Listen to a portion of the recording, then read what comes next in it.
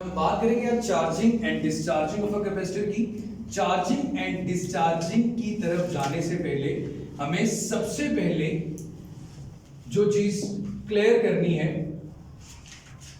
Charging and discharging of capacitor के topic को explain करने से पहले हमें ये चीज पता होना चाहिए, the product of R C is equal to what. इसे क्यों कहा गया है, ऐसा क्या चीज हमारे पास है मेरे बेटा। रेजिस्टेंस और कैपेसिटर को अगर हम सीरीज में कनेक्ट करेंगे, जैसी सी बात है, कैपेसिटर को जब आपने चार्ज करना है तो बैटरी से एक्सटर्नल एनर्जी प्रोवाइड करोगे और साथ क्या लगाएंगे, एक रेजिस्टेंस। तो आरसी सर्किट एक्चुअली आपका इस्तेमाल होगा। अब मेरे बेटे यहाँ पे थोड़ा सा चेंज, सबसे पहले RC is equal to T, मतलब मुझे ये चीज बताई जा रही है कि अगर मैं आरसी का प्रोडक्ट लूं तो मेरे पास वो किसके इक्वल आएगा मेरा बेटा, टाइम की। तो सबसे पहले तो मुझे ये प्रूफ करना है कि वाकई ही आरसी किसके इक्वल आता है बेटा, टाइम की। कल के नेशनल एमडीकेट में ये एमसीक्यूज भी आया हुआ था।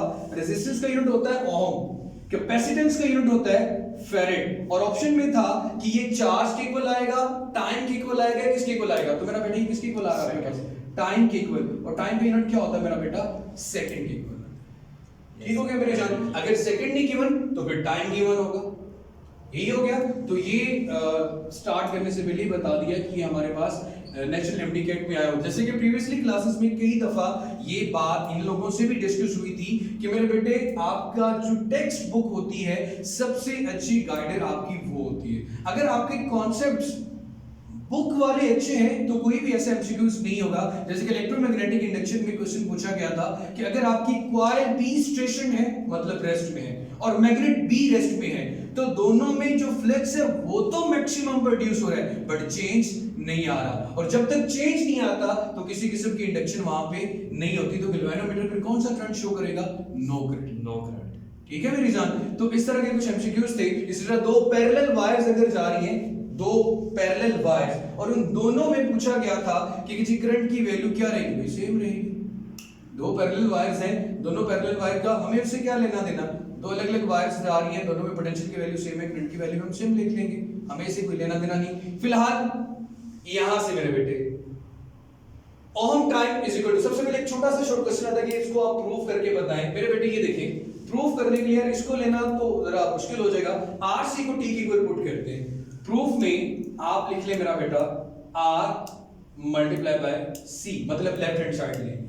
According to Ohm's law V किसके इक्वल होता है मेरा बेटा, I R की। R की वैल्यू यहां पे निकालें तो किसके इक्वल आएगी मेरा बेटा, V ओवर I के इक्वल। अब ये कौन सा टाइम है अभी एक्सप्लेन करता हूं। R किसके इक्वल आ गया मेरा बेटा, V ओवर I। आगे आगे कैपेसिटेंस, कैपेसिटेंस की कैपेसिटर की मैं मेन इक्वेशन क्या पढ़ी थी, Q is equal to CV, Q is equal to CV। मुझे C की वैल्यू चाहिए तो Q इधर आके क्या होगा मेरा बेटा, इधर आके बेटा डिवाइड, सो Q ओवर V किसके को आ गया मेरा बेटा, C के। तो जरा गौर करें, R की जगह पे आपने पुट कर दिया V over I multiply by C की जगह पे पुट कर दिया आपने बेटा Q ओवर V। V के साथ क्या हो गया बेटा, कैंसिल, तो आपके पास क्या आ रहा है, Q ओवर I। अब मेरे बच्चे, अब सबको इलेक्ट्रिक करंट का फार्मूला तो जरूर आता होगा मेरा बेटा। इलेक्ट्रिक करंट का फार्मूला क्या होता है मेरी जान, I is equal to Q over T। Q की वैल्यू यहां से निकालें तो Q किसके इक्वल आ रहा है मेरा बेटा, I मल्टीप्लाई बाय T। इन दोनों की वैल्यूज पुट करें, Q की जगह पे क्या आ गया मेरा बेटा, I multiply by T divided by भी क्या आ रहा है, I R के साथ क्या हो गया बेटे, कैंसिल। तो हमारे पास R C का प्रोडक्ट किसके इक्वल आ गया, टाइम के। प्रूव हो गया मेरे बच्चे। सबसे पहले तो ये प्रूव करना था। उसके बाद जो छोटा सा मासूमाना क्वेश्चन आता है, इसे कहा क्या जाता है, इसे कहते हैं मेरा बेटा टाइम कांस्टेंट। और ये बात याद रखिएगा, ये टाइम कांस्टेंट आपको ये चीज बताएगा, ये डिसाइड करेगा कि कैपेसिटर ने कितनी जल्दी चार्ज होना है या कितनी जल्दी डिस्चार्ज होना है। कैपेसिटर ने कितनी जल्दी चार्ज होना है या कितनी जल्दी डिस्चार्ज होना है। RC is equal to T, और इसे मैं क्या नाम दे रहा हूं, टाइम कांस्टेंट। दुनिया जहां का कोई भी कैपेसिटर होगा 5 आरसी टाइम गुजरने के बाद, 5 टाइम्स कांस्टेंट के बाद वो कंप्लीटली चार्ज भी हो जाएगा, वो कंप्लीटली डिस्चार्ज भी होगा। वो होगा हमारा टॉपिक कि कैसे और किस तरह हमारी जो बुक्स हैं इनमें जो डेरिवेशन गिवन है वो डायरेक्ट गिवन है। जब आप हायर क्लासेस में बीएससी में जाएंगे तो उसकी कंप्लीट डेरिवेशन आएगी कि चार्जिंग की इक्वेशन कैसे बनी और डिस्चार्जिंग की इक्वेशन कैसे बनी। लेकिन हम लोग यहां पे उस इक्वेशन का यूज करके ग्राफ बनाएंगे और चार्जिंग और डिस्चार्जिंग करेंगे कि आपके पास फर्स्ट आरसी का मतलब क्या है, 2 आरसी मतलब फर्स्ट आरसी का मतलब पहला टाइम कांस्टेंट, 2 आरसी का मतलब दूसरा टाइम कांस्टेंट, 3 आरसी का मतलब तीसरा टाइम कांस्टेंट। लेकिन ये बात याद रखिएगा कि ये टाइम कांस्टेंट डिसाइड करेगा।